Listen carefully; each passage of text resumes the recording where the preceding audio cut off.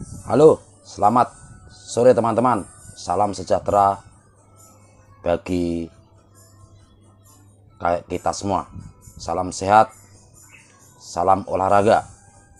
Pada kesempatan kali ini, saya ingin mengajak teman-teman semua untuk melihat atau mereaksi perkataan oleh Bung Toel yang mengatakan bahwa buzzer itu untuk siapa, dibiayai oleh siapa. Dan mengatakan bahwa banyak urusan sepak Sintayong anti kritik di dalam judul saya diserang habis-habisan ya, netizen YouTube atau apapun Bung Toel. namanya. Nah, Bung Toel ini semakin menurut saya semakin menjadi setelah dikritik oleh beberapa netizen yang menyintai persepak bola Indonesia. Nah, kita melihat hal seperti ini jadi sangat lucu ya, melihat sikap Bung Toel seolah-olah kritikan oleh netizen kepadanya dijadikan sebagai buzzer, padahal kita tahu bahwa kita itu bukan buzzer, tapi kita pencinta bola yang mendukung persepak bola Indonesia untuk jauh lebih maju lagi. Kita bukan buzzer, tapi kita pecinta bola. Makanya oleh karena itu kepemimpinan sepak bola Indonesia itu kita percayakan kepada STY, dan itu terbukti bahwa STY telah membantu persepak bola Indonesia yang jauh lebih baik. Dilihat dari cara bermainnya seperti yang kita lihat kemarin. Nah, sedangkan kekalahan kita terhadap China Taipei seperti ini ya, kita nggak boleh bersedih, tapi kita harus berbenah diri untuk jauh lebih baik lagi. Saya yakin Bung Indra Sapri dan Bung STY semakin koordinasi dengan baik. Semoga persepak bola Indonesia jauh lebih baik dan baik lagi. Untuk Bang Toel dan Akmal Marhali, kritik-kritik panjenengan itu sangat melemahkan persepak bola Indonesia menurut saya. Nah, cukup sekian, dan itu mari kita simak bareng-bareng seperti apa pernyataan dari Bung Toel di dalam channel YouTube-nya yang judulnya aja seperti itu. Coba kalian teman-teman semua lihat sendiri judulnya seperti di video berikut ini. Salam olahraga, salam Indonesia, salam timnas. Kalau dampaknya kemudian menjadi serangan buzzer sampai ke anak saya, putri saya, sampai ke ibu, itu yang nggak sehat. Nggak sehat buat iklim sepak bola Indonesia keseluruhan. Nah, yang saya perhatikan, yang saya amati, yang saya rasakan, kalau saya mengkritisi dua hal itu tadi, tendensinya, kecenderungan, kalau mengkritisi STY dan Ketua Umum PSSI Erick Thohir, maka ada serbuan itu.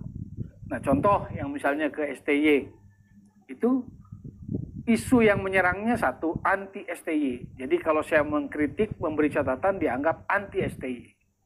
Kalau anti STY, maka saya lokal pret, katanya. Jadi semuanya ujung ke ujung tuh. Semuanya di dikotomi, polarisasi. Anti STY, lokal pret, gitu. Lalu kalau saya menagih target, sasaran, gol yang harus diberikan oleh Sintayong, maka dibilang pemuja AFF, katanya gitu. Bukan AFF lagi, tetapi AFF, katanya dibilang. Piala Ciki, katanya. Pemuja Piala Ciki, katanya. Loh, padahal logika dasarnya saya iri dalam tanda positif pada Vietnam.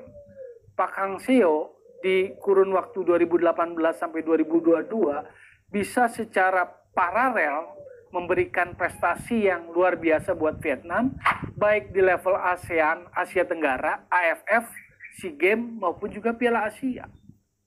2018 dia runner up U23 Piala Asia.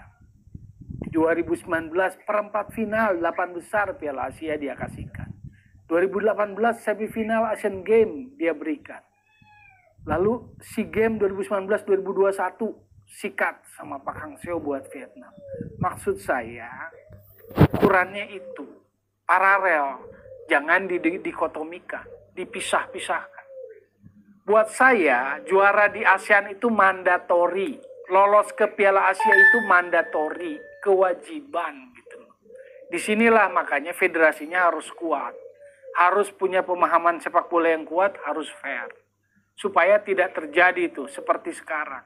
Karena kalau terjadi seperti ini dan Sinteyong diam saja, mengamati situasi yang berkembang, maka yang terjadi sebetulnya perpecahan di antara publik sepak bola kita. Jadi jangan sepak bola itu, jangan seseorang pelatih itu memberikan atau dalam artian nanti mewariskan perpecahan di kalangan publik bola. Karena warisan sepak bola, warisan olahraga, persahabatan. Kalau kita memahami esensi sesungguhnya olahraga, esensi sesungguhnya sepak bola, atau yang disebut marwah sepak bola, teman saya di ujung udah senyum kalau bilang marwah. Si paling marwah katanya kan serangan netizen. Jadi kalau kita pahami itu, ujung-ujungnya warisan olahraga, warisan sepak bola adalah persahabatan. Tapi sekarang terjadi dikotomi, terjadi polarisasi gitu loh.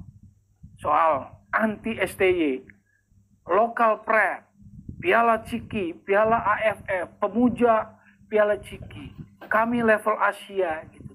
Itu nggak sehat.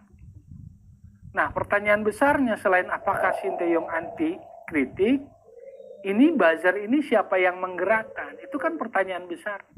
Buzzer ini siapa yang menggerakkan dan untuk kepentingan siapa? Nah, ini yang sebetulnya harus dijawab oleh Sinteyong.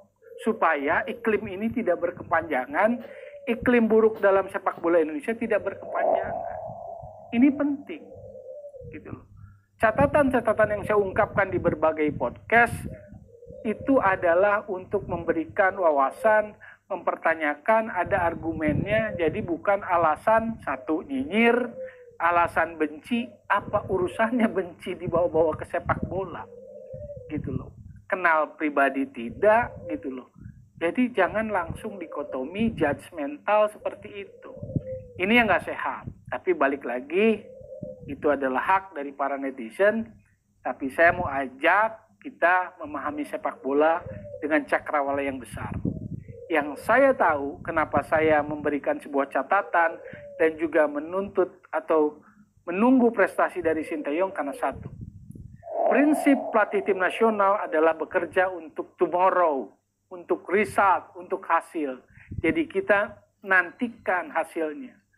Yang konkret tentu adalah trofi.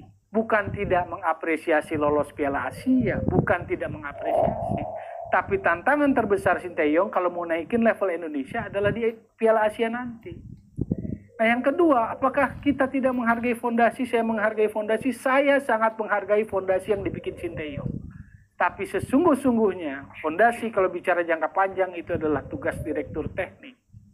Jadi itu adalah prinsip dasar, teori dasar dalam menilai kinerja seseorang. Jadi saya berdiri dari sudut pandang yang berbeda saat menilai kinerja Sinteyong. Nah, semoga penjelasan ini bisa memberikan satu wawasan. Tetap kita berkomunikasi lewat Gocek Bung Towel.